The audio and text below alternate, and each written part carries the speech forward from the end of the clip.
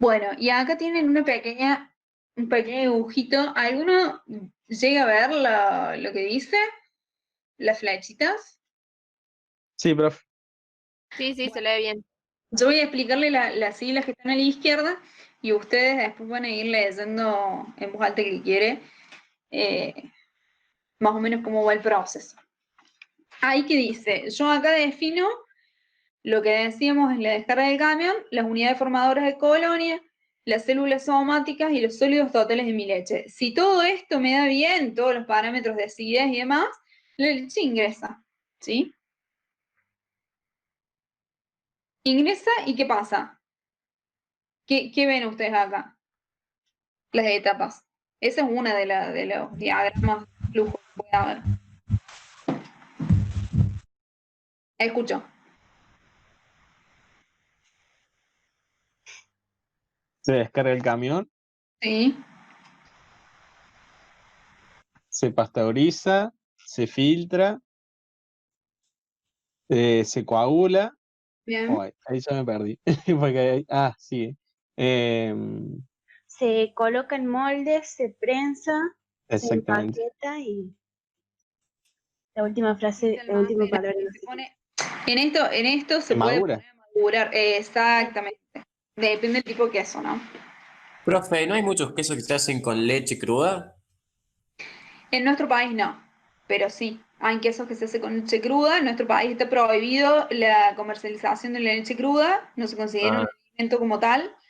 Pero sí, en Europa hay muchos quesos que se hacen con leche cruda. Pero bueno, nosotros tenemos. Bueno, ellos también tienen problemas sanitarios, algo que se arriesgan. Pero sí, por una cuestión de la brucelosis y tuberculosis, evitamos el tema del uso de la leche cruda. Pero sí. A ver, alguien me escribió, creo. Sí.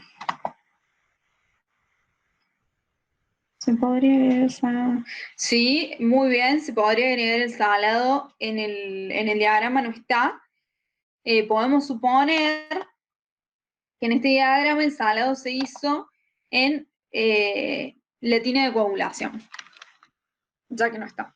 Bueno, es un resumencito y por supuesto se tiene en cuenta la comercialización y la demanda, que uno antes de hacer un producto hace un estudio de mercado y se tiene en cuenta los consumidores. Esto para que vean que nosotros partimos de un diagrama inicial que tenía la vaquita, la industria y el consumidor, y acá vendría a ser lo mismo. Esto es relacionado a la vaca, al tambo, esto es la industria, y esto es relacionado a los consumidores.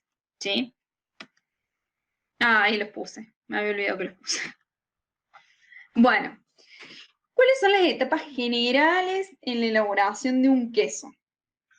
Se produce la estandarización de la leche, como ya vimos, que era la estandarización, le voy a agregar la cantidad de grasa que se necesita para el tipo de queso que voy a producir. Acá ya suponemos que la leche ya está pasteurizada y ya está homogeneizada, ¿sí? Realizo la estandarización según el tipo de queso, realizo la siembra de la leche con las bacterias que voy a utilizar, se produce la coagulación, se realiza el corte de la masa, el desuerado, el moldeado, el salado, que es lo que sugería West, la maduración y el envasado. Ahora vamos a ver cada uno de estos. Bueno, esto ya lo vimos, se le agrega la cantidad de grasa que se necesita según el tipo de queso. Por ejemplo, el cremón, que le llaman, ustedes saben que la crema es la grasa de la leche, ¿no? Por las dudas se lo aclaro. El cremón o doble crema son quesos cremosos que tienen más cantidad de grasa que el resto. Bueno, la siembra de la leche. Según el tipo de queso, acá pueden ver la clase de queso, tipo de queso, va a ser la especie de bacterias que yo le voy a poner, ¿sí? Bueno, el tipo de fermentación y la cantidad que yo le voy a poner. Eso se compra el fermento láctico, viene congelado, esto, es una fotito, en polvo congelado, y ahí les da todas las indicaciones, les da la cantidad que tienen que poner por litro de leche y demás, en porcentaje seguramente. Esto no hace falta que lo sepan, ¿sí? ¿Qué tienen que saber de esto? Se utilizan fermentos lácticos, que son bacterias, que van a cambiar según el tipo de queso que yo utilice, y la proporción que se le pondrá también va a depender del tipo de queso que yo quiera producir, no que utilice, perdón. ¿Se entiende? No se vuelvan locos con esto. Profe, una consulta. ¿Por qué decía acidificación pasiva en uno? Qué buen tema. Lo vamos a ver en la específica en cuarto año, creo, No, tercer año, no sé cuándo. Profe, Sí, ahí con la pantalla completa usted no puede ver los mensajes, pero No. acá Wes pregunta, ¿se podría agregar el salado en salmuera en el diagrama? pero yo le contesté. Wes, ¿me escuchaste la respuesta? Ustedes avísenme si me escuchan.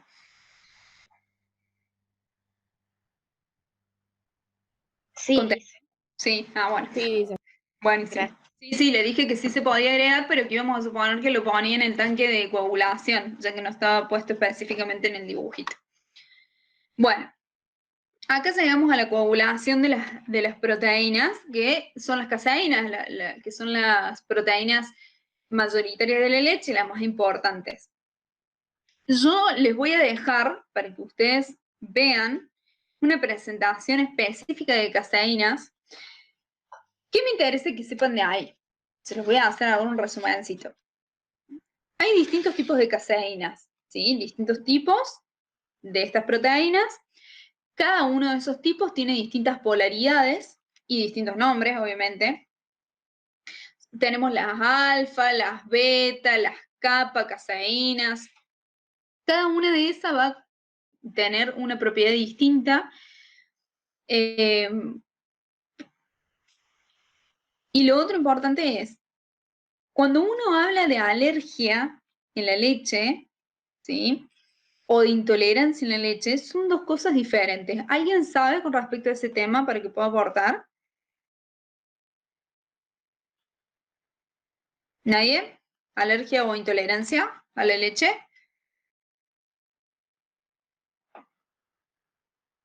Tiene que ver con la inmunoglobulina,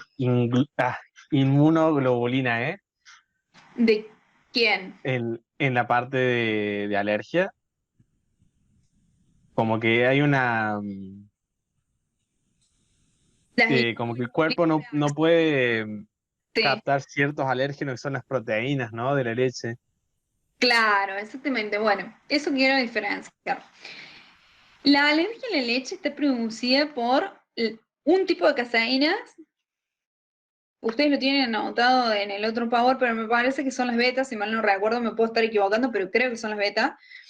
Las beta-caseínas, sí, son las beta, son las que producen alergias, ¿sí? Las beta-caseínas son caseínas que están en una alta proporción en la leche materna y en la leche de vaca, pero no así en la leche de cabra.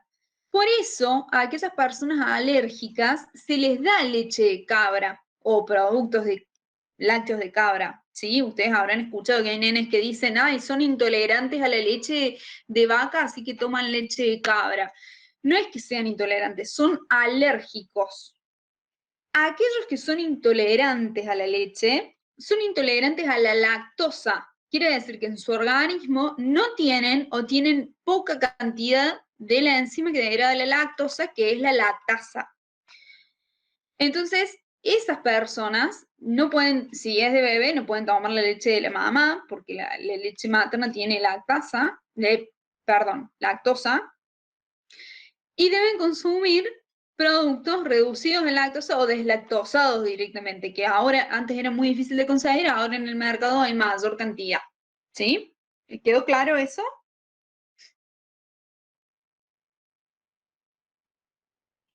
Hola. Ahí, Ahí, sí, hice una Sí, pregunta, profe. bueno. A ver, ahí me voy. La intolerancia se... Ah, bueno. Sí. La intolerancia es a nivel intestinal por influencia de la flora intestinal. No, tiene que ver la intolerancia de la lactosa, es por una falta de producción de lactasa. de la enzima. La Son lactasa. enzimas intestinales, ¿no? Sí, pero no sé si tiene que ver la flora, yo creo que no. O sea, el tema de la flora intestinal se está investigando muchísimo, es un tema que yo he leído bastante, es apasionante porque tiene que ver con un montón de regulaciones de nuestro organismo. Me vuelvo para acá. Pero bueno, todo eso está en estudio. No sé exactamente si tiene que ver la flora intestinal con la producción de lactasa. Sí sé que según la raza, por ejemplo, los orientales, tienen... a ver, ¿cómo explicarles esto? Cuando uno va creciendo, todos los animales vamos creciendo, los mamíferos, llega un momento en que nuestro cuerpo se supone que ya no necesita más nutrirse de la leche materna. Entonces, deja el organismo producir la enzima que degrada el azúcar de la leche. Si nosotros seguimos consumiendo leche, que es un muy buen alimento, el organismo se va a ver estimulado y va a seguir produciendo, ¿sí? Pero hay personas que toman leche una vez a la semana o que dejan de tomar leche y demás, y que después si quieren volver a tomar leche, eventualmente les puede generar algún malestar porque su cuerpo está dejando de producir la cantidad de la enzima necesaria. Pero también está comprobado que eso cambia según la genética, según la raza de la persona. Por ejemplo, las personas de raza negra tienen una intolerancia a determinada edad y las personas orientales también a determinada edad, que cambia con respecto a nosotros. Hace un tiempo leí un paper de un estudio que se hizo de intolerancia a la lactosa relacionado a las razas que estaba buenísimo. Lo leí hace como 2 años, no me lo acuerdo exactamente cómo era, pero tiene que ver con una cuestión genética también la producción de lactasa. No sé si se relaciona también con la flora, pero la flora intestinal es un tema también apasionante y que define muchas regulaciones hormonales del cuerpo, así que no me sorprendería que tenga relación. ¿Sí? Creo que eso lo vimos en biológica con los operones, en el tema de regulación génica. ¿Qué vieron? Operón lactosa. Ese está en los últimos temas, los chicos no lo vieron todavía. Bueno, Ah, los que no hicieron. puede ser. No me acuerdo yo. No me acuerdo. Eso no le pregunté al profe, no, me olvidé de chusmear ese tema. Bueno, ¿seguimos? ¿O alguna otra pregunta? Bueno, seguimos. Bueno, la caseína, las caseínas se vuelven insolubles en agua, ahí se transforman en la leche en una sustancia semisólida y gelatinosa. Hay 2 tipos de coagulación, ¿sí? O sea, esa es la coagulación, cuando las proteínas se vuelven insolubles. La coagulación ácida y la enzimática, como dijimos recién. La ácida se produce por algún ácido que puede ser producido por las bacterias que yo le estoy agregando, por las bacterias que ya trae por contaminación o por la adición de algún tipo de ácido a la leche. Y la coagulación enzimática es cuando yo le agrego enzimas, a ver si tengo la foto. Ahí, en la coagulación. Esto, por ejemplo, es una enzima, creo que esta es la quimosina, que ya viene para ser agregado. Bueno, quimosina o renina es esta, bueno, no me acuerdo. Pero bueno, son enzimas. La coagulación ácida, esta parte de la química, ustedes la han visto ya en química biológica, tómenla de ahí, ¿sí? ¿Qué sucede con los complejos en la micela, los complejos de caseína, calcio y fósforo? Bueno, ustedes después lo estudian bien desde la parte de química. Yo les voy a dejar unos videitos donde se hacen los experimentos esos de coagulación, tanto ácida como enzimática, y también les voy a dejar un videito de producción de ricota que se relaciona con la coagulación ácida y el agregado de un ácido orgánico, ¿sí? ¿Qué sucede aquí? Se disminuye el pH hasta llegar a un pH donde se produce la coagulación. Precipita, se vuelve insoluble y se forma un coágulo. Esa es la coagulación ácida. Ese punto de pH cambia para cada proteína. Para la caseína es 4.6 y se llama punto isoeléctrico. El punto isoeléctrico es el punto donde las cargas hacen que la proteína precipite, ¿sí? ¿Se entendió hasta ahí? Sí, sí. Sí. Bien. Por ahí es un tema medio difícil por eso. Bueno, y la coagulación enzimática tiene 12 etapas. La primera etapa es donde se separa en dos partes, una es la paracaseína y la otra es la proteína del suero, y después se coagula. Se forma un complejo entre, digamos, la paracaseína, el calcio y el fosfato, forman el paracaseinato cálcico y fosfático, ¿sí? Sales. Este complejo precipita y se forma el coágulo. Normalmente, cuando uno va a hacer la coagulación del queso, o sea, un tipo de queso se pueden usar una, la otra o ambas, que es la coagulación mixta. Y se le agrega calcio, porque el calcio tiene que ver, o sea, participa en la reacción, entonces se le agrega calcio, además de agregarle la cepa bacteriana y en el caso de que se le agregue la enzima también. Bueno, después se hace la prueba de coagulación. O sea, en la práctica, ¿cómo funciona esto? Se pone la leche, se pasteuriza, se baja la temperatura de la leche hasta una temperatura que indique según el cultivo lácteo que yo le voy a poner, porque si obviamente está a 70 grados y le meto el cultivo lácteo, voy a matar las bacterias. Entonces se baja la leche más o menos a 40 grados, depende del tipo de cultivo, como les digo. Se agrega el calcio, se puede agregar ahí la enzima, se agregan las bacterias, se mezcla un poco y se lo deja reposar. ¿Cuánto tiempo? Va a depender de varios factores y también del tipo de queso. Y se hace la prueba del tiempo de coagulación. Eso normalmente el maestro quesero hace un corte y levanta, o sea, esto es como si fuera un cuchillo de hecho, lo pueden hacer con eso o con una espátula, se hace un corte y se pasa por debajo y se levanta. Si esto queda así, como si fuera un yogur firme, quiere decir que eso ya está listo, ¿sí? Entonces se procede el corte de la masa. Bueno, ¿qué es el corte de la masa?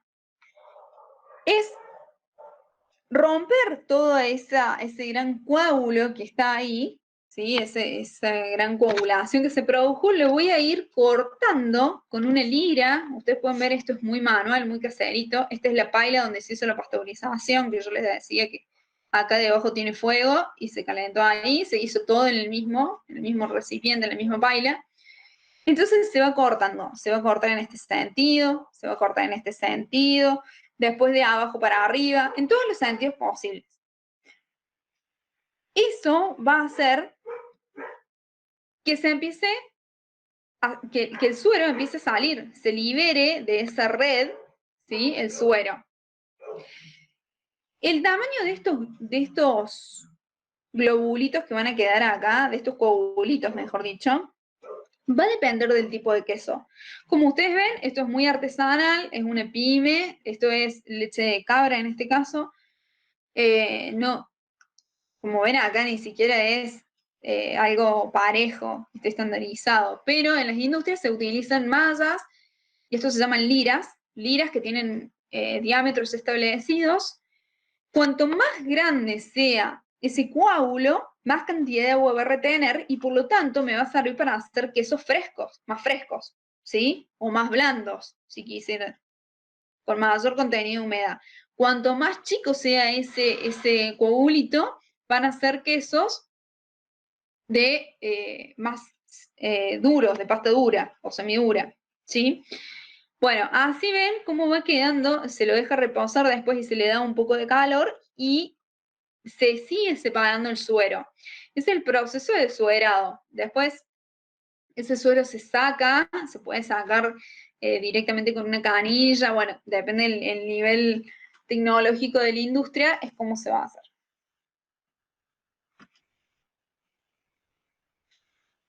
Después se puede prensar así. Esto lo que han hecho es pasar un lienzo. Perdón. Uy, se me fue todo.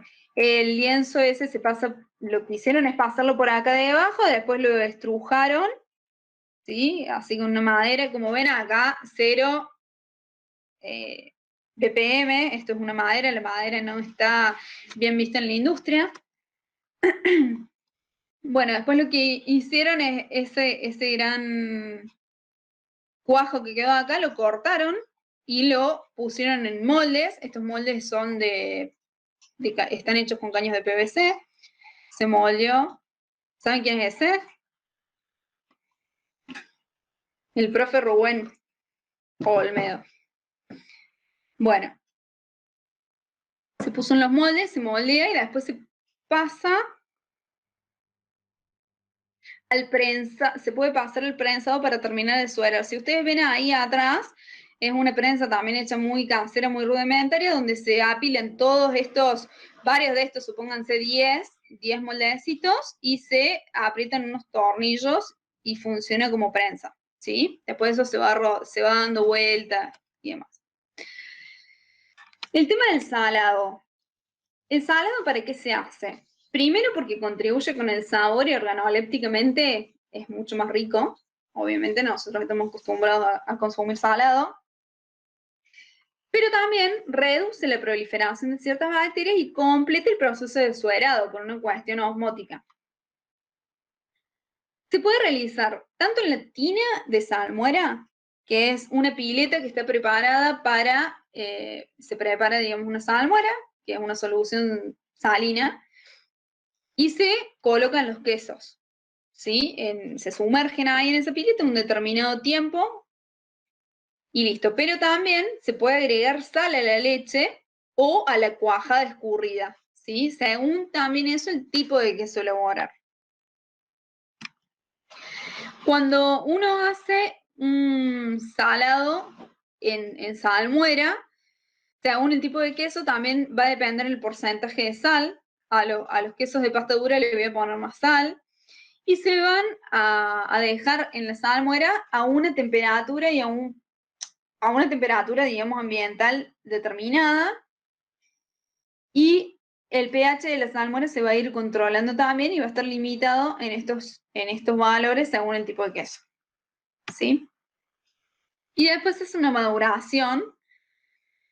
En la maduración, digamos que el queso sufre varios procesos químicos, físicos, microbiológicos y enzimáticos que le van a conferir el aspecto y el sabor característico del tipo de queso, ¿sí? Por ejemplo, aquellos quesos que tienen ojos es porque se les siembran bacterias específicas para que produzcan esos ojos y eso se va a producir en el proceso de maduración del queso, esos ojos. Bueno, y la temperatura y la humedad que va a haber también, la cámara de maduración tiene que tener temperatura y humedad controladas y va a depender del tipo de queso, esos dos factores. Como ustedes ven acá también, esto no sería aconsejable, son estantes de madera. Bueno, y después se puede envasar o no. ¿Por qué digo no? Hay muchos quesos que se los pinta con algún tipo de sustancia, ya sea parafina o algún tipo, se pueden cubrir con algún tipo de material plástico, ¿sí? Que puede ser antes o después de la maduración. O se lo pueden envasar al vacío, como ustedes ven en la foto, está envasado al vacío. A ver, acá está la envasadora. Esta es la envasadora al vacío.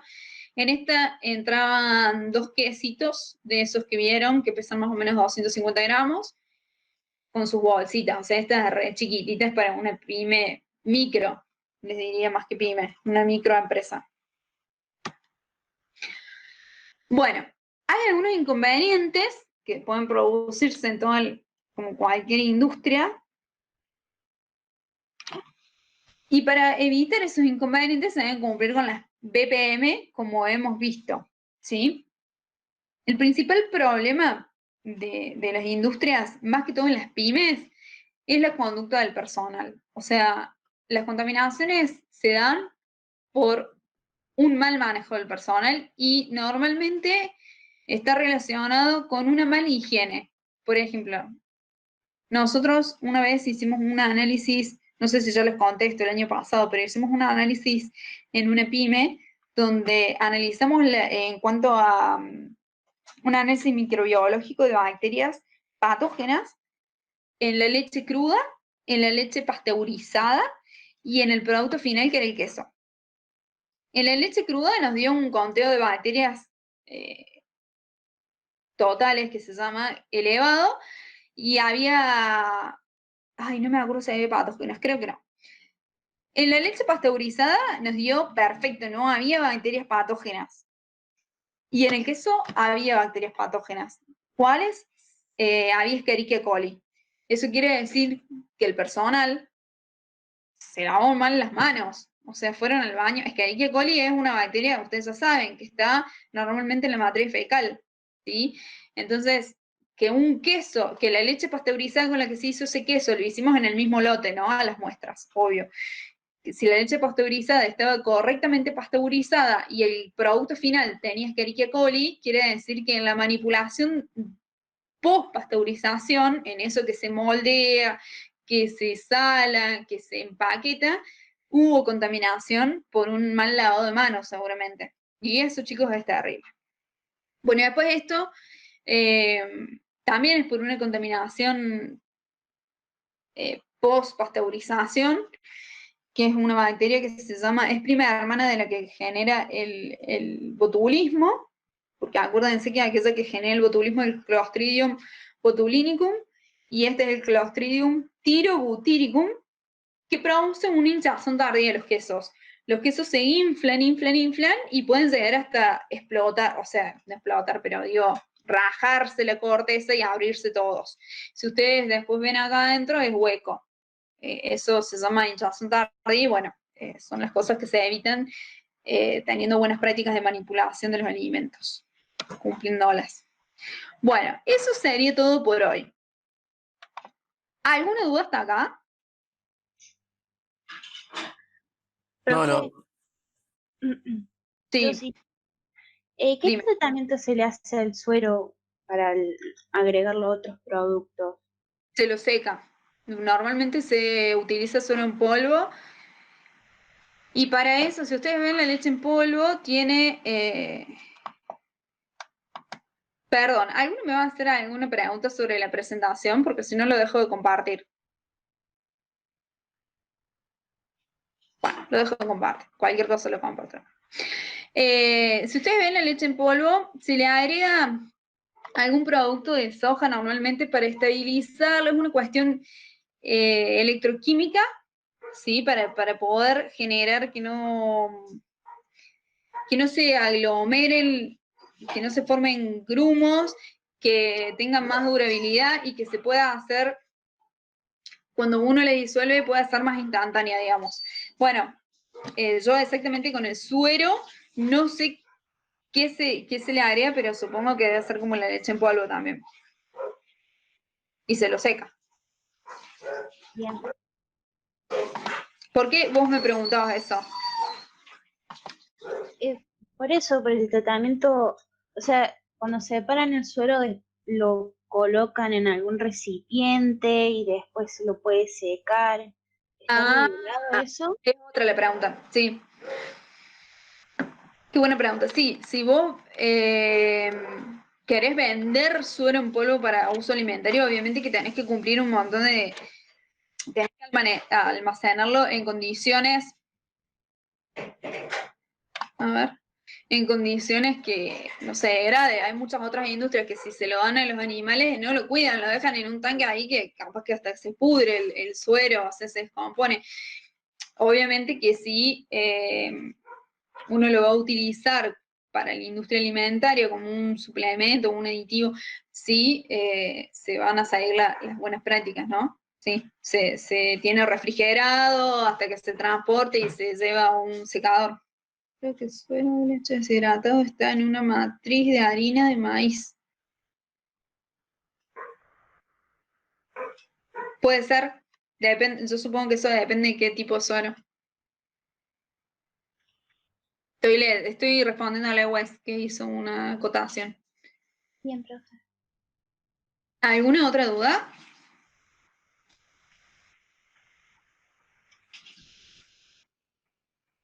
Bueno, yo les voy a dar ahora, les voy a habilitar en el aula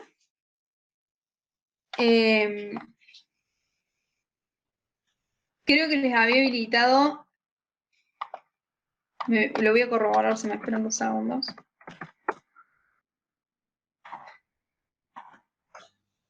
Les había habilitado el PowerPoint de hoy.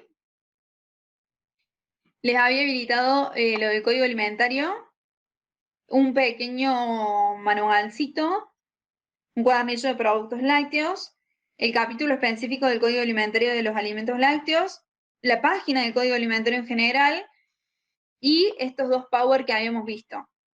Yo ahora les voy a activar la actividad que quiero que la vayan haciendo entre esta semana y la que viene.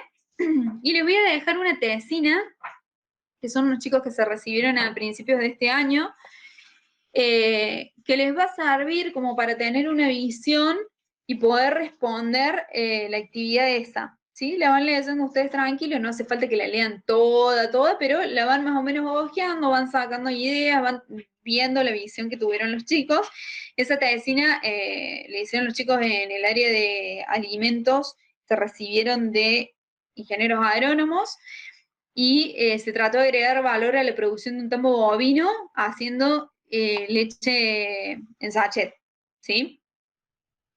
Bueno, después le van a ver y les voy a dejar el videito de la coagulación ácida de la caseína, de la coagulación enzimática, de la elaboración de la ricota, la clase complementaria de las caseínas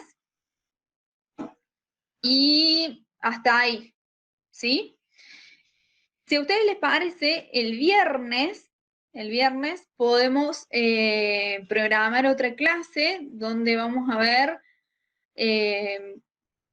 puede ser que veamos dulce de leche y yogur o dulce de leche solo, porque quiero después darles una ejercitación a partir de eso.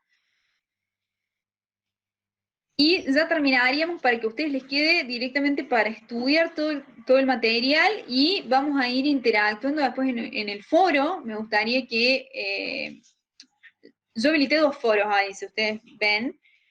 Un foro es de consultas, que son más que todo consultas para cuestiones, preguntas, ¿cuándo va a subir tal cosa? ¿Cómo hago para la actividad? Bueno, ese tipo de cosas, burocráticas o administrativas. Y otro foro, que ese otro foro va a ir evaluado, por eso hice 2 distintos, que se llama Foro de Productos Lácteos directamente, donde vamos a debatir y compartir, intercambiar experiencias y contenidos con respecto a este módulo. Entonces, cualquiera de ustedes puede hacer una pregunta y entre todos podemos ir respondiendo, o yo puedo tirar algún tema de debate y van respondiendo entre todos. Se pueden consultar también con respecto a esta actividad que voy a darles hoy. Entonces, bueno, como para que ahí quede plasmada toda la interacción que vamos a tener con respecto al módulo, ¿sí? Que podamos hacer un seguimiento. ¿Sí? Profe, ¿a qué hora sería el viernes? A la hora que ustedes me digan. Yo decía para ya terminarla esta semana y que la semana que viene se dediquen a estudiar porque ya la próxima van a tener el parcial. Pero si ustedes quieren hacerlo la semana que viene, lo hacemos la semana que viene. Porque ahí veo que... El viernes a las 2:30 tenemos clases de físico-química. Bueno, si ustedes quieren a la tarde, más tarde, o a la mañana, me avisan. Si quieren lo debaten entre ustedes y después me avisan por mensaje. Dale. Perfecto. Bueno, chicos, cualquier duda me escriben. Yo ahora les habilito los otros contenidos y ya pueden empezar a trabajar. Bueno, gracias, profe. Nos vemos. Gracias, profe. Nos vemos. Chao. Gracias, profe. Chao, profe, hasta luego. Chao, hasta luego. Profe, gracias por la buena onda. Nos vemos. Profe, ¿le puedo hacer una consulta de la tarea de manera? No sé si... Ay, no sé, a ver, pregúntame y veo. Sí, yo también, de ahí que también quería preguntar. Sí, a ver. Espera, le voy a sacar la grabación a esto. ¿Se Bueno. puede? Detener grabación. Sí.